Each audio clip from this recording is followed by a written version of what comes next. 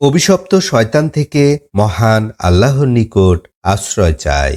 সকল প্রশংসা সমগ্র বিশ্বের প্রতিপালক মহান আল্লাহর জন্য।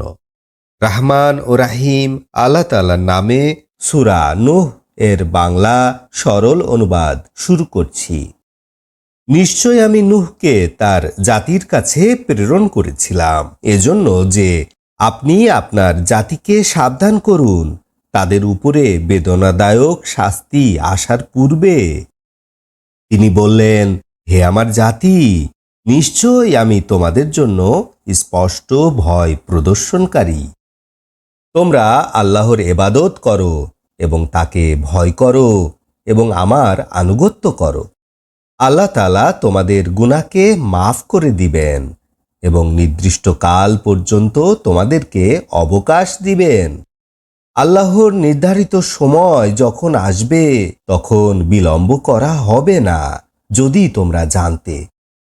তিনি বললেন, নিশ্চয় আমি আমার জাতিকে দিনে এবং রাতে দাওয়াত দিয়েছি, কিন্তু আমার দাওয়াত তাদের পলায়ন ছাড়া অন্য কোনো উপকার করেনি।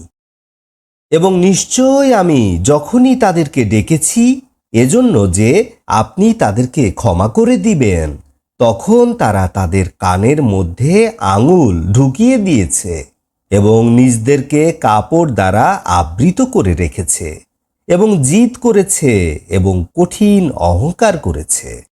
অতঃপর আমি তাদেরকে দাওয়াত দিয়েছি ডেকে ডেকে।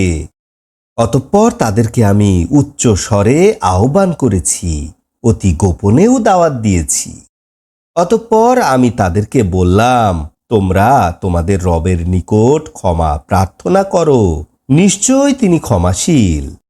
তিনি তোমাদের উপরে প্রচুর বৃষ্টি বর্ষাবেন এবং বাড়িয়ে দেবেন তোমাদের মাল ও আওলাদ এবং সৃষ্টি করবেন তোমাদের জন্য বাগান এবং সৃষ্টি করবেন তোমাদের জন্য নহর।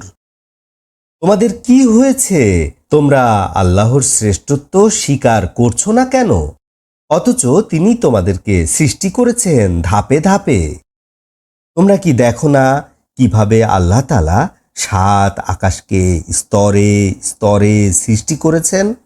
তথায় চাঁদকে স্থাপন করেছেন আলো রূপে এবং সূর্যকে স্থাপন করেছেন প্রদীপ রূপে। আল্লাহ তোমাদেরকে জন্মিয়েছেন মাটি হতে, অতঃপর তোমাদেরকে ওই মাটিতেই ফিরিয়ে আনা হবে, অতঃপর তোমাদেরকে ওই মাটিতেই বের করা হবে।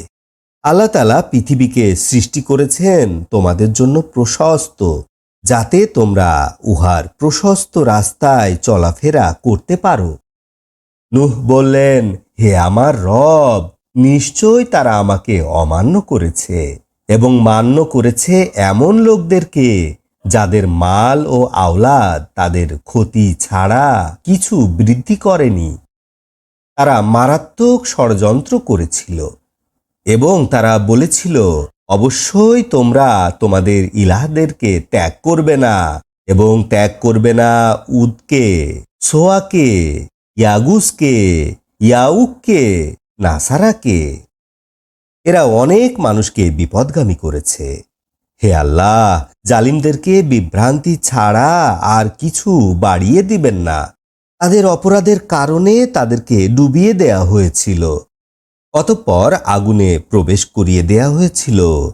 আল্লাহর মোকাবেলায় তারা কোনো সাহায্যকারী পেল না। এবং নূহ বললেন, হে আমার রব, পৃথিবীর কোনো কাফির গৃহবাসীকে আপনি ছাড়বেন না।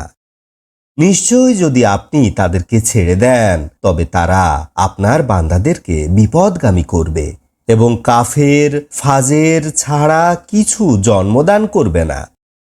হে আমার রব, আমাকে ক্ষমা করুন, আমার পিতা মাতাকে ক্ষমা করুন এবং মুমিন হিসাবে যারা আমার গৃহে প্রবেশ করে এবং বিশ্বাসী পুরুষ এবং বিশ্বাসী নারীদেরকে এবং জালিমদের ধ্বংস বৃদ্ধি ছাড়া আর কিছু করবেন না। আলহামদুলিল্লাহ রাব্বিল আলামিন।